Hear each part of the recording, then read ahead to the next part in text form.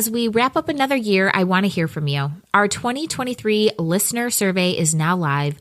Whether you've listened to one episode of the Elevate podcast or 90 episodes, I want to hear your feedback to create even better episodes for you next year. As a thank you for your time, participants can be entered to win a $100 Starbucks gift card and a 30-minute coaching session with me. Your time and feedback mean the world to me. To take the survey, visit the link in the show notes.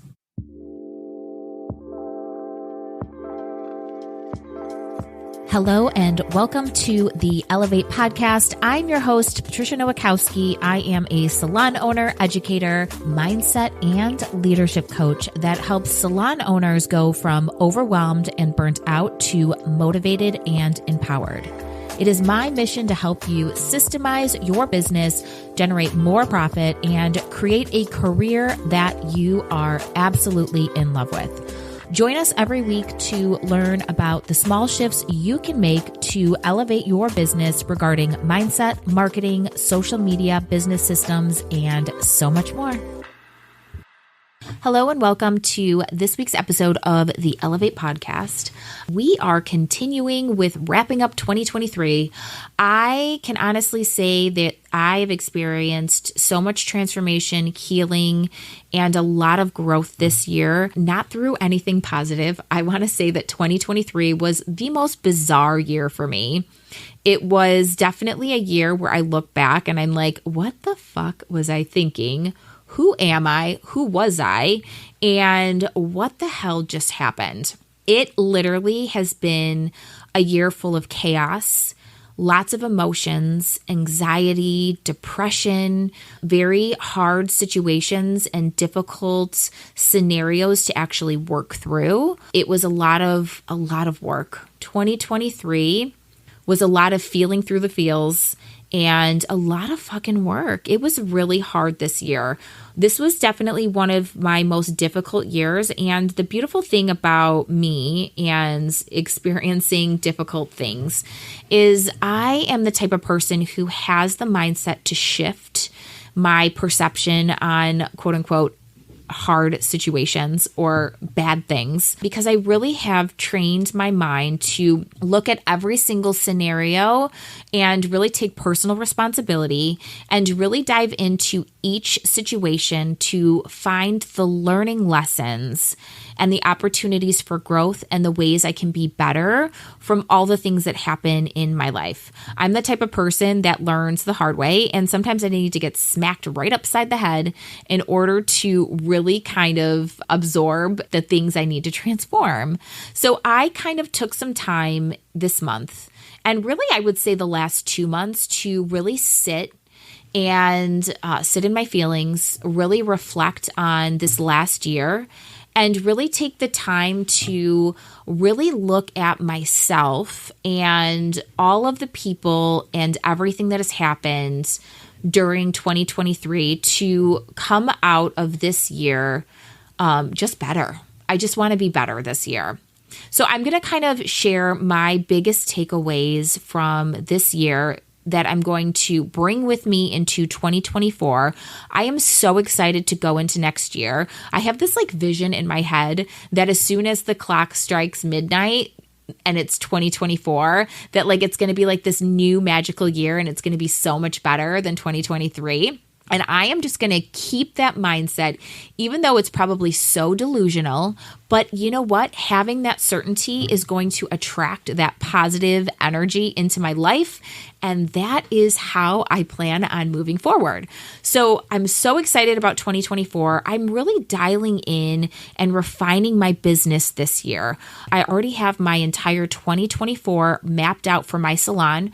I have a plan in place that I put together with my leadership team. I'm really excited to roll that out and go into 2024 with intention and strategy. And I am so lucky. And if you didn't listen to last week's episode, it was the first part of this multi-part series.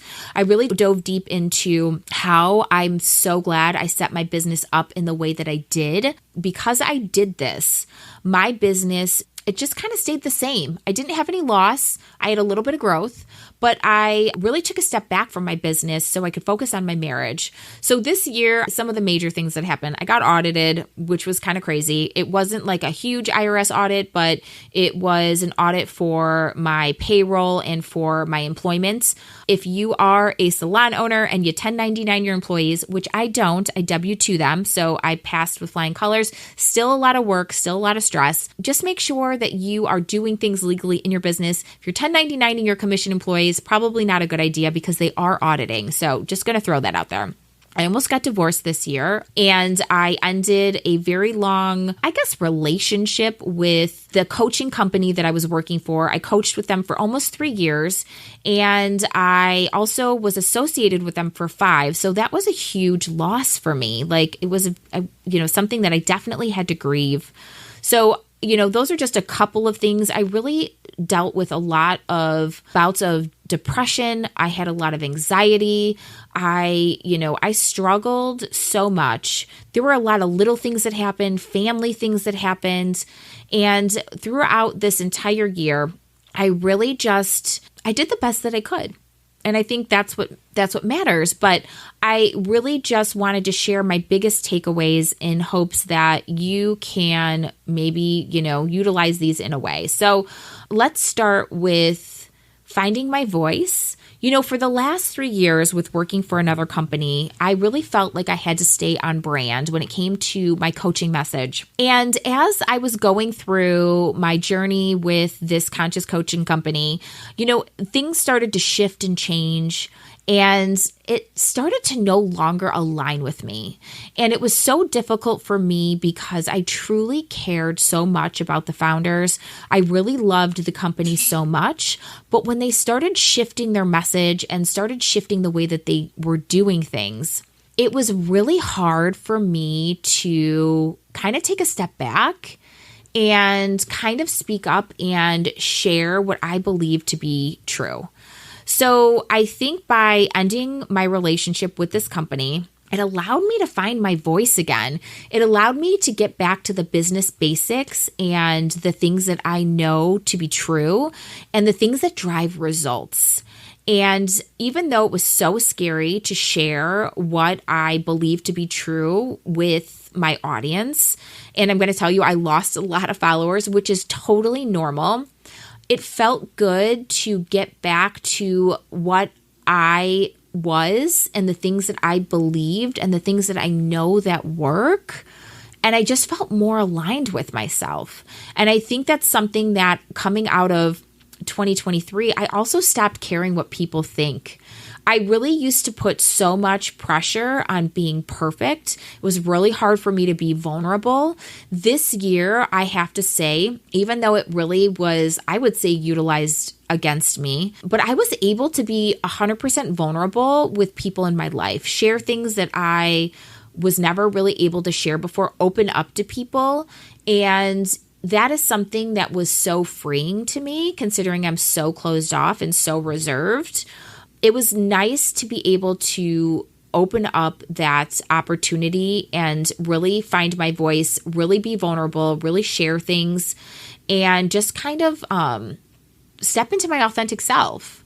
And I think that's really hard for people when we have all of this noise around us, right? Like we have social media noise, we've got, family noise, we've got employee noise, we have spouse noise. We have all these people chattering in our ear about their opinions and what they believe to be true and their truths. And it can really become confusing and it can really skew and it can deafen the voice that we have inside of us and our truth. And I think it's so important. And going into this next year, I hope all of you take the time just to quiet the noise around you and just to come to center and really find who you are and really find that authentic truth that you have that you want to share and start stepping into that, because that noise can be confusing. And that noise can really just stop your progress. It can put your progress at a halt. So really finding your voice and understanding that what you have to say, what you have to share, what you know to be true through your personal, authentic experiences and your personal, authentic life is that it's not going to be for everybody. What you believe to be true and your truth is going to clash with other people. That is the point.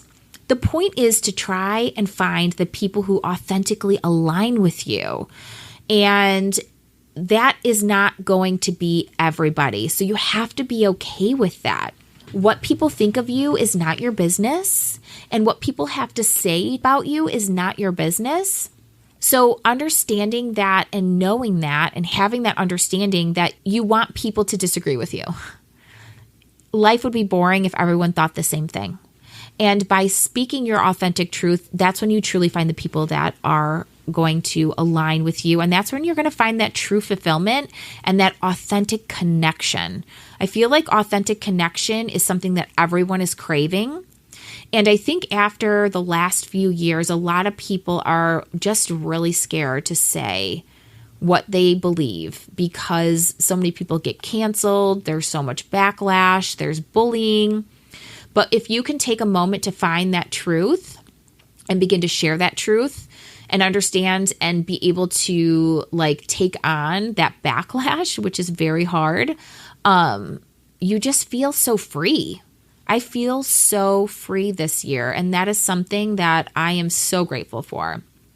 Another thing that I have really learned is that there's two sides to every story, and everyone's perception and projection will dictate what their version is. So when you're thinking about your life experiences and the things that happen in your life and experiences with other people, just because they don't align with what you believe doesn't mean it's not their truth. Everyone has their own truth and they're all entitled to their own truth. And their experience is going to be experienced through their lens, their perception, and their projection of who they are. And they're entitled to that. And that's something else that I learned this year.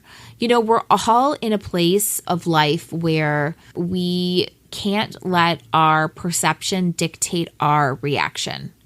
And there's always going to be bits and pieces that are left unseen. If you were to see the entire picture of something that would normally be left unseen, it may truly change how you feel. And if those things were revealed, it might change your reaction. So we have to understand that someone's truth may not align with yours. You may see a situation through a different lens, but just because somebody else sees it through their lens doesn't mean that it's wrong. So moving on to the next point, most important type of forgiveness is forgiveness to yourself.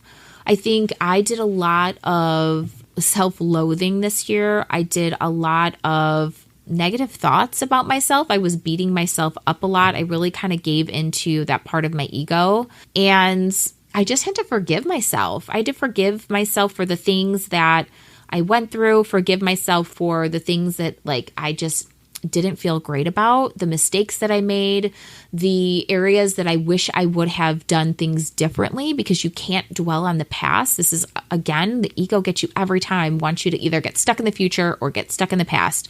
You can't get stuck in the past. You just need to learn to forgive yourself and work through the feelings and then move on. So I think just forgiving yourself is the most important type of forgiveness. Also learning to forgive others.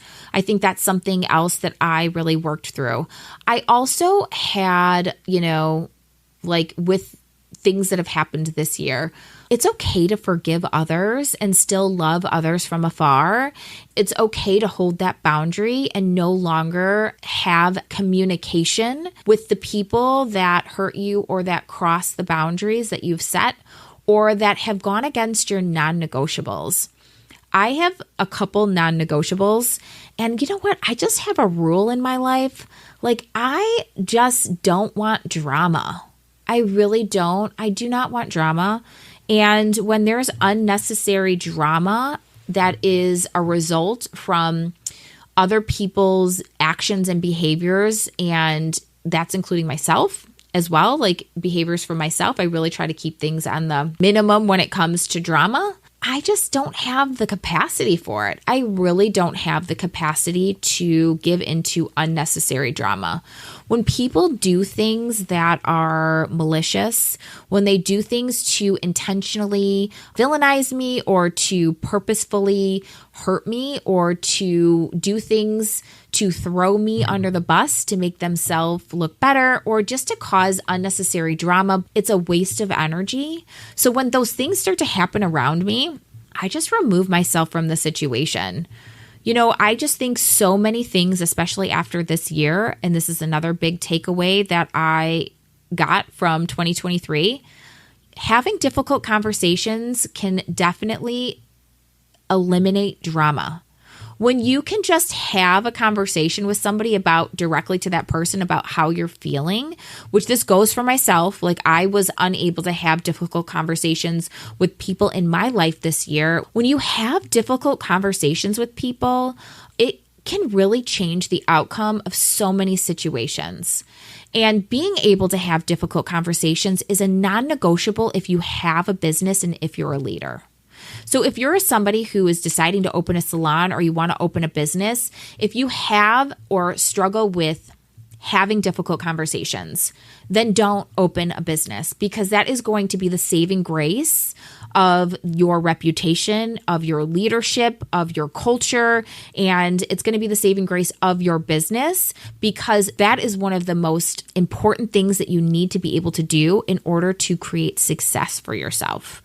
It makes your team stronger. It makes your reputation much better. It makes people trust you.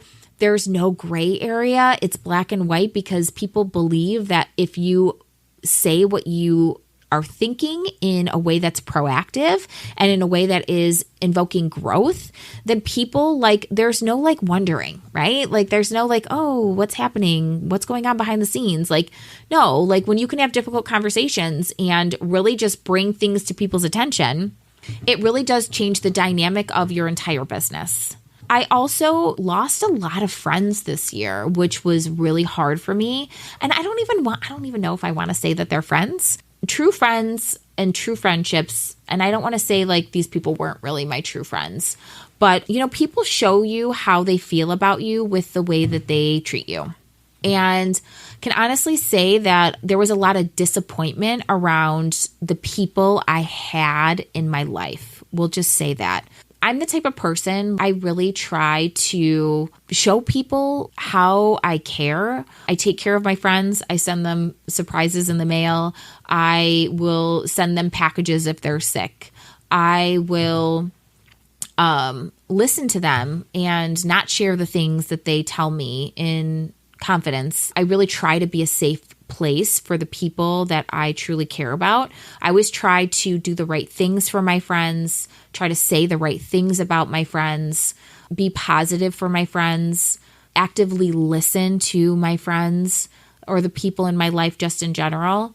And you do these things in life and you treat people a certain way and you try to show love and you really try to just be your best self for the people that you truly care about, and just in hopes, hopefully they return and treat you the same way. And I really feel like there was a lot of disappointment around that for me. And that, I think, was one of the most hurtful things that happened to me this year. I really was showed the people that truly cared about me as a person and the people who really stepped up and really just kind of checked on me to see if I was okay. And I was surprised and shocked and really just disappointed by the people that I really cared about that wasn't the same. And that's okay. Again, forgiveness, perception, and clarity on everything, personal responsibility on my part on why possibly that happened. But I can definitely say that there was a lot of disappointment around the people I cared about this year in my life, which just left me really sad. I was really sad this year, a lot of sadness this year with a lot of loss. And going into that, it's even though I feel like I experienced so much loss this year, and that was definitely something that made me feel so sad and so disappointed. Like these are all, like, I would say predominant feelings that I experienced in 2023. It also brought clarity to me that I totally believe in God, and I believe in, fate and divine purpose. And I really believe that God will put people in your life for a season to help you experience and grow and learn the things that you need to learn. And when those lessons are learned and those people no longer serve any purpose in what your experience needs to move forward, then the people will be removed from your life, right? They eventually just fall off. And I truly believe that God will remove the people that no longer belong or no longer serve the version of you that's about to evolve. And I feel like that happened this year, but like on a magnified, like totally magnified level. I lost a lot of people. It was something that left me feeling really sad. That's okay. It gave me a moment to pause. It gave me a moment to reflect on how I felt, and it gave me a moment to take time to really reassess the expectations. I feel like you can't have expectations for people. Like you just need to let people be themselves, and you just need to have no expectations and just be your best self no matter what the result is, right? Like we can't have expectations, and I think that can definitely alleviate some of that sadness and that disappointment in the future. So the last thing I want to share is that you don't need to be chasing risks constantly. You need to take time and celebrate your growth. You need to take time and understand that growth always happens when you're shifting and growing your mindset, that you don't need to take a bunch of risks in order to prove yourself or to push growth in a reactive way. So definitely we want to always be evolving, but we need to also focus on the things that we've already created and understand and learn how to make them better and maximize our results on the things that we've already taken risks on. So that's what I'm going to do for 2023. I'm going to refine, maximize the results on the risks and the things that I've already built so I can amplify the amount of revenue and amplify the experience for my team and amplify the results and create the results that I want without getting distracted by something else that's just shiny in the moment and that's only going to derail my progress. So I hope today's podcast was beneficial. I hope you can take away some little, nuggets that can help you go into 2024 with more of a positive mindset and with a growth mindset and with the intention to transform who you are today so you can be your better version for tomorrow.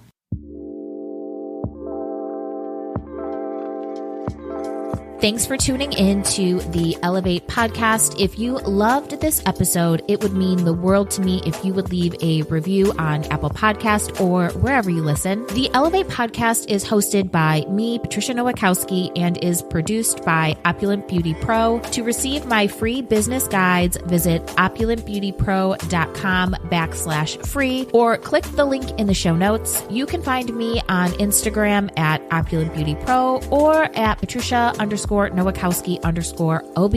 If you love this show, please consider subscribing, and we will see you next week.